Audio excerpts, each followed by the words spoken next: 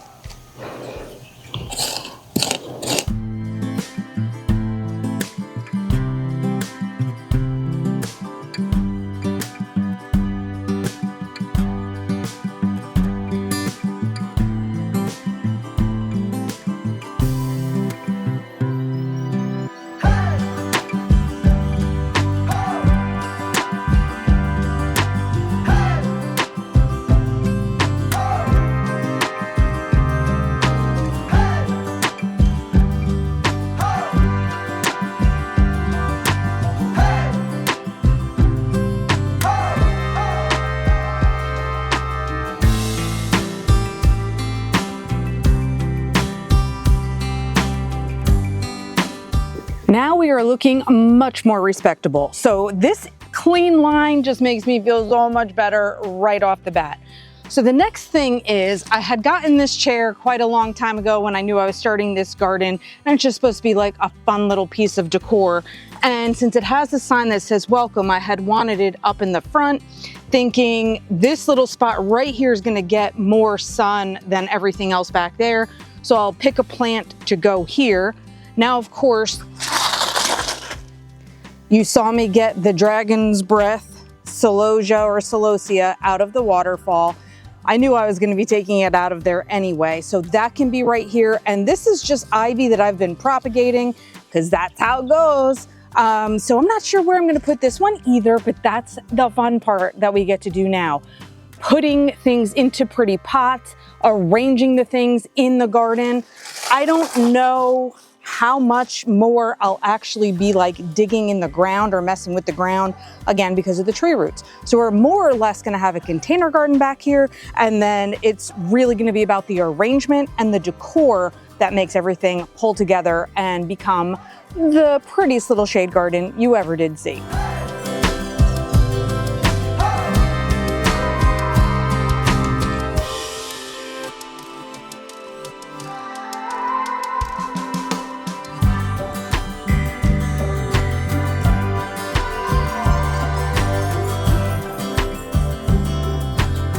Adding in a little more lemon coral sedum over here that I just picked out of the ground because I have it, you know, rooting and growing in a bunch of different places.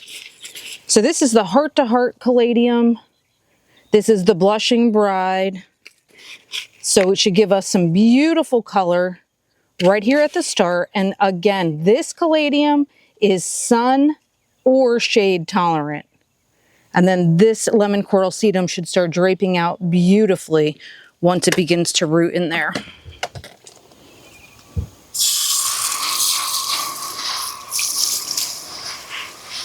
This Dragon's Breath here is the one that you saw me dig out of from the entryway to the greenhouse.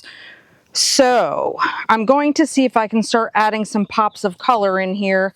Everything is subject to change, of course, but Dragon's Breath here, maybe a Dragon's Breath here. And then I also have this cute little watering can planter that I had thrifted over the winter time to go in this garden. So the colors look really pretty together. I just don't know if these things are too big to kind of go near each other on this same little tiny table. So I'm gonna think about that for a minute and think about what I can go ahead and put inside of this watering can as well. I went and I shopped my yard a little bit. I had some pink polka dot plants that came up as volunteers from seeds that I had in last year's garden. So I got those 3 little babies there. And then I took some of my cascading rock sedum out of my rock garden. And let's just see how this can go here.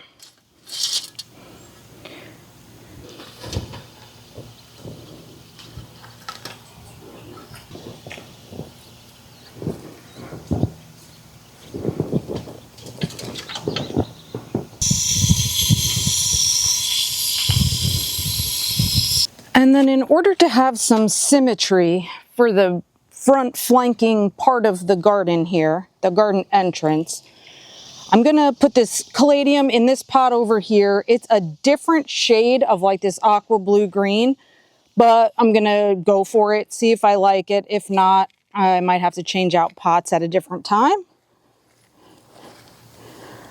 But at the same time, adding different kinds of color may be exactly what this garden wants and needs. So we are about to find out.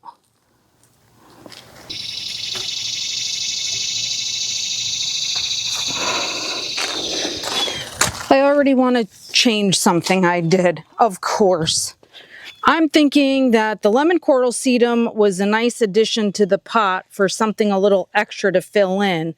However, I have all that extra ivy that I had propagated. Why don't I use that? So we can drape down and cover some of this pot here. So let's see if I have some pieces.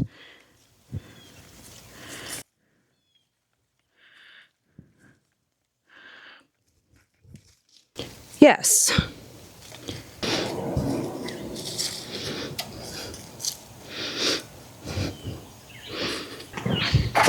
All right, I want to take a little break from planting here. And what if instead I start bringing in some furniture?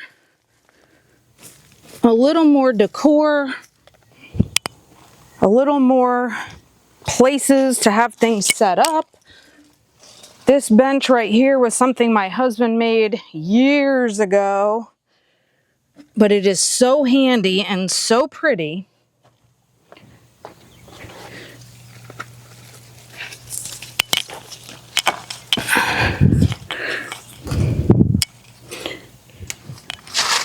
And this bistro table set moves around all over the place with me. This was something that was my daughter's when she was younger. I've been using it in the greenhouse or in different areas of the garden as pieces of decor, which has been really, really nice. And maybe this cute little begonia can go in a sweet pot and sit on the table or one of the chairs. This is a beautiful pot right here. Temporarily, I'm just going to leave it inside the plastic pot to see if I'm going to keep it this way.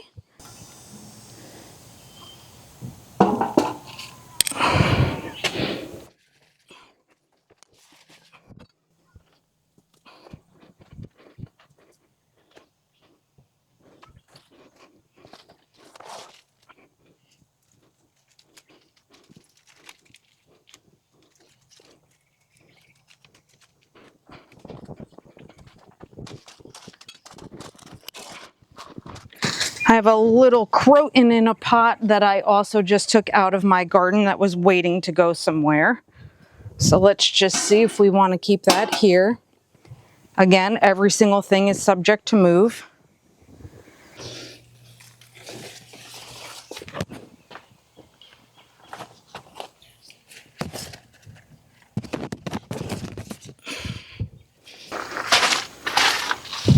So of course, this huge coleus here in the black concrete planter, this is the one that has a buddy who looks just like him. However, we had the mealybug problem. So the mealybug pot has been moved into a spot that is a little bit more protected while it tries to heal and get over the infestation and grow more. Now I've taken cuttings of that plant also, so I have more of it rooting that can be replanted into the planter again when it's ready. So for now, this guy is kind of a loner. He doesn't have his best buddy with him. So we're just gonna move him, I think, just right here over to the side. However, an interesting little thing is I have some purple heart right here that is kind of rooted into the ground. I dug it out of somewhere else, and purple heart just roots so easily. Where's my shovel? That it took it upon itself in its big clump to just root into the ground right here where I plopped it, which is a-okay because right now I'm going to move it here. And maybe I'm going to go get a few more clippings of this plant and have it root right here. I don't know, I think that's kind of cool. Gives me levels. This is taller, this is lower by the pathway. Let's do it.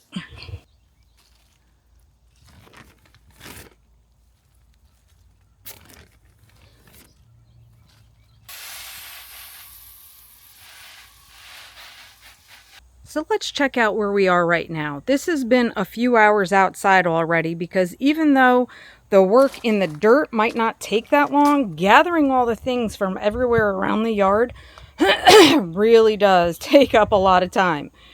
So we're starting to get some color. We're starting to get some organization. This is not my whole vision. Please believe that. I have a lot more that I want to do. So I'm going to keep adding and keep coming up with new ideas and keep deciding on things that are going to look amazing. Obviously, I have more spaces I have to fill and want to fill. I have more shopping in my yard to do for some of these things. But alas, the sun is up in the shade garden. So we're going to pause here for a moment and then come back at it. So here on my back patio, I have the cuttings from my coleus sitting here rooting in soil, but I also have some that's rooting in water that I just wanted to show you real quick. This is the Terrascape Queen coleus, the one with the mealybug damage, and these have been rooting in water maybe 2 weeks, maybe. So you can see how nice the roots are already forming in here, which I absolutely love. So I have plenty more shade plants to go into the shade garden. Between this, like I said, the cuttings that, they're just in the morning sun right now, so they need some water.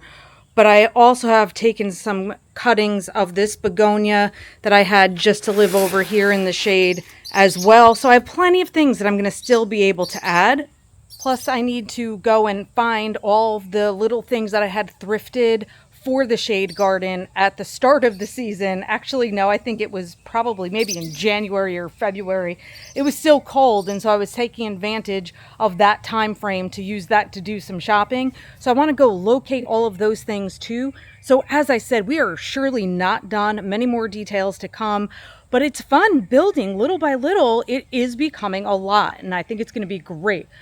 Sorry if it was a little lackluster. Maybe you wanted a little more reveal than this, but I'm telling you, even it's been 3 hours for me outside working, even though I might end up with a 20-minute video, and that's the life. Thanks for watching, though. Subscribe if you haven't already, please, and follow me on social media. Until next time, you guys, happy planting.